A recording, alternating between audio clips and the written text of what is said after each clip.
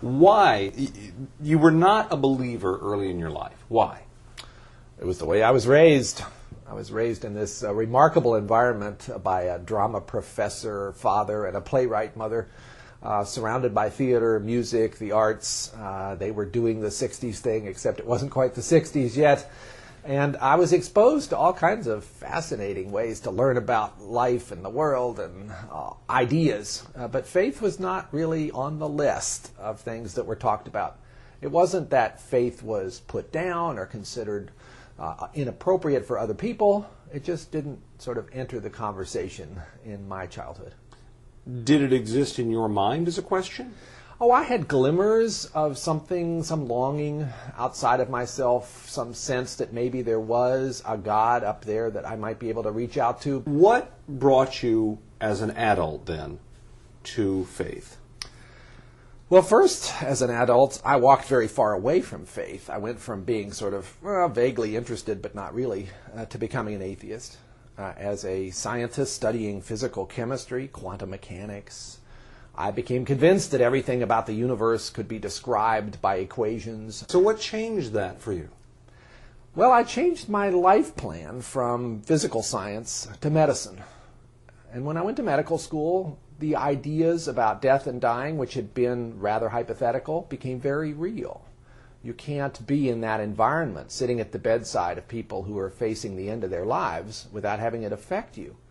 Did you set out to find God or to find that there was no God? I set out to prove that my atheist position was correct. I set out to try to find out what really were the rigorous arguments that I assumed were there that would rule out any possibility of God for a thinking person. You must have found many of them. I found some. Many of them were ones I had cooked up in my own mind. But the harder I looked at them, the flimsier they were. All of us human beings have a sense that there is such a thing as right and there's such a thing as wrong. What a curious thing. Where does that come from? If you were looking for evidence of a God who cares about human beings, not just a God who started the universe in motion and then wandered off somewhere else, wouldn't this be an interesting place to find him? Basically as something written within our hearts, universally in humankind, making us different from other species, and calling us to be good and holy, pointing us as a signpost, if you will, towards something outside ourselves that is much more good and much more holy than we can imagine. Did you have at some point a born-again experience? When people talked to me about born again, I didn't know what they were really referring to when I was growing up. But yes, I did have a moment where I became a believer. I had struggled for 2 years with this debate within myself, gradually coming to the conclusion that belief in God was the most plausible of the choices, but that it couldn't be proved.